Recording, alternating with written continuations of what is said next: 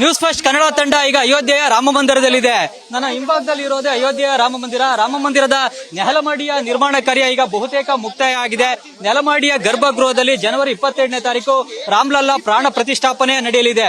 ಮುಖ್ಯವಾಗಿ ಕಾಶಿಯ ಪಂಡಿತರು ಜೊತೆಗೆ ಮಹಾರಾಷ್ಟ್ರದ ಪಂಡಿತರು ಸೇರಿದಂತೆ ದೇಶದ ಪ್ರಮುಖ ಪಂಡಿತರು ರಾಮ್ಲಲ್ಲನ ಪ್ರಾಣ ಪ್ರತಿಷ್ಠಾಪನೆಯನ್ನ ಮಾಡಲಿದ್ದಾರೆ. ಈ ಕಾರ್ಯಕ್ರಮದಲ್ಲಿ ಪ್ರಧಾನಿ ಮೋದಿ ಅವರು ಕೂಡ ಭಾಗವಹಿಸಲಿದ್ದಾರೆ.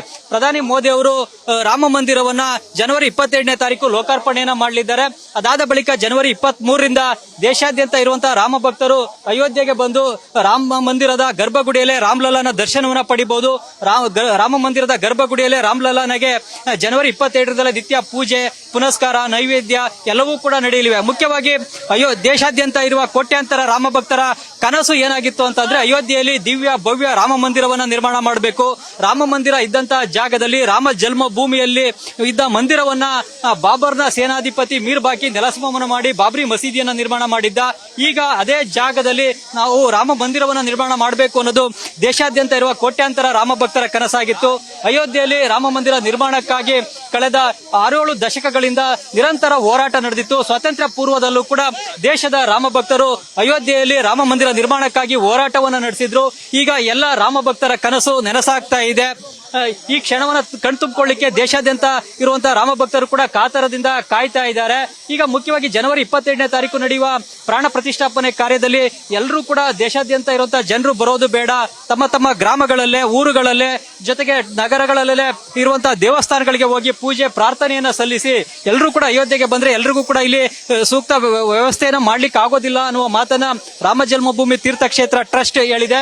ಮುಖ್ಯವಾಗಿ ಜನವರಿ 27ನೇ ತಾರೀಕು ನಡೆಯುವಂತಹ ಕಾರ್ಯಕ್ರಮವನ್ನ ದೇಶದ 5 ಲಕ್ಷ ಗ್ರಾಮಗಳಲ್ಲಿ ನೇರ ಪ್ರಸಾರ ಮಾಡುವಂತಹ ವ್ಯವಸ್ಥೆಯನ್ನು ಕೂಡ ರಾಮ ಜನ್ಮಭೂಮಿ ತೀರ್ಥಕ್ಷೇತ್ರ ಟ್ರಸ್ಟ್ ಹಾಗೂ ವಿಶ್ವ ಹಿಂದೂ ಪರಿಷತ್ ಮಾಡ್ತಾ ಇದೆ. ಈಗ ಇಲ್ಲಿ ತಾವು ಮುಖ್ಯವಾಗಿ ನೋಡಬಹುದು, ಇಲ್ಲಿ ಇದು ರಾಮ ಮಂದಿರದ ಉತ್ತರದ ದಿಕ್ಕು. ಮುಖ್ಯವಾಗಿ ಪೂರ್ವದ ದಿಕ್ಕಿನಲ್ಲೂ ಕೂಡ ಬಾಗಿಲಿದೆ, ಉತ್ತರದಿಂದಲೂ ಕೂಡ ಮಂದಿರವನ್ನ ಪ್ರವೇಶ ಮಾಡಬಹುದು. ಮುಖ್ಯವಾಗಿ ಉತ್ತರದ ದಿಕ್ಕಿನಲ್ಲೂ ಕೂಡ ಇಲ್ಲಿ ಮೆಟ್ಟಿಲುಗಳನ್ನ ನಿರ್ಮಾಣ ಮಾಡಲಾಗಿದೆ. ಈ ಮೆಟ್ಟಿಲುಗಳನ್ನ ಹತ್ತಿ ಮಂದಿರಕ್ಕೆ ಹೋಗ್ಲಿಕ್ಕೆ ಅವಕಾಶ ಇದೆ. ಇಲ್ಲೂ ಕೂಡ ತಾವು ನೋಡಬಹುದು, ರಾಮ ಮಂದಿರದ ಉತ್ತರ ದಿಕ್ಕಿನಲ್ಲಿ ಮೆಟ್ಟಿಲುಗಳನ್ನ ನಿರ್ಮಾಣ ಮಾಡಲಾಗಿದೆ. ಈ ಮೆಟ್ಟಿಲುಗಳ ಮೂಲಕವೇ ಗರ್ಭಗೃಹದವರೆಗೂ ಕೂಡ ಹೋಗಿ ರಾಮ್ಲಲ್ಲನ ದರ್ಶನವನ್ನು ಪಡಿಬಹುದು. ಗರ್ಭಗೃಹದಿಂದ 30 ಅಡಿ ದೂರದಿಂದ ರಾಮ್ಲಲ್ಲನ ದರ್ಶನವನ್ನು ಮಾಡಲಿಕ್ಕೆ ಅವಕಾಶವನ್ನ ನೀಡುತ್ತೇವೆ ಅಂತ ವಿಶ್ವ ಹಿಂದೂ ಪರಿಷತ್ನ ರಾಷ್ಟ್ರೀಯ ಪ್ರಧಾನ ಕಾರ್ಯದರ್ಶಿಯಾಗಿರುವ ಕನ್ನಡಿಗ ಗೋಪಾಲ್ಜಿ ಅವರು ಕೂಡ ನ್ಯೂಸ್ ಫಸ್ಟ್ ಜೊತೆ ಈಗಾಗಲೇ ತಿಳಿಸಿದ್ದಾರೆ. ಮುಖ್ಯವಾಗಿ ಇಲ್ಲಿ ಭಕ್ತರಿಗೆ ನೈವೇದ್ಯವನ್ನು ಮಾಡ್ಲಿಕ್ಕಾಗ್ಲಿ, ಪೂಜೆಯನ್ನು ಮಾಡ್ಲಿಕ್ಕಾಗ್ಲಿ ಅಥವಾ ಪ್ರಸಾದವನ್ನ ನೀಡ್ಲಿಕ್ಕಾಗ್ಲಿ ಅವಕಾಶ ಇಲ್ಲ. ಬದಲಿಗೆ ಭಕ್ತರು ದರ್ಶನವನ್ನ ಪಡೆಯಲಿಕ್ಕೆ ಅವಕಾಶವನ್ನ ನಾವು ನೀಡುತ್ತೇವೆ ಅನ್ನೋ ಒಂದು ಮಾತನ್ನ ಈಗ ವಿಶ್ವ ಹಿಂದೂ ಪರಿಷತ್ ಈಗಾಗಲೇ ತಿಳಿಸಿದೆ. ಮತ್ತು ರಾಮ ಜನ್ಮಭೂಮಿ ತೀರ್ಥಕ್ಷೇತ್ರ ಟ್ರಸ್ಟ್ ಕೂಡ ಜನರು ಬಂದು ರಾಮ್ಲಲ್ಲನ ಗರ್ಭಗುಡಿದಲ್ಲೇ ದರ್ಶನವನ್ನು ಪಡೆಯಲಿಕ್ಕೆ ಬೇಕಾದಂತ ವ್ಯವಸ್ಥೆಯನ್ನ ಮಾಡ್ತಾ ಇದೆ. ಮುಖ್ಯವಾಗಿ ಈಗ ರಾಮ ಮಂದಿರಕ್ಕೆ ಬರಲಿಕ್ಕೆ ಅಯೋಧ್ಯೆಯಲ್ಲಿ ವಿಶಾಲವಾದಂತಹ ಕಾರಿಡಾರ್ ಗಳನ್ನು ಕೂಡ ನಿರ್ಮಾಣ ಮಾಡಲಾಗ್ತಾ ಇದೆ. 4 ಕಾರಿಡಾರ್ ಗಳನ್ನ ಈಗ ಅಯೋಧ್ಯೆಯಲ್ಲಿ ರಾಮ ಭಕ್ತರಿಗಾಗಿ, ರಾಮ್ಲಲ್ಲಾ ದರ್ಶನಕ್ಕಾಗಿ ಬರುವಂತಹ ಭಕ್ತರಿಗಾಗಿ ನಿರ್ಮಾಣವನ್ನ ಮಾಡಲಾಗ್ತಾ ಇದೆ.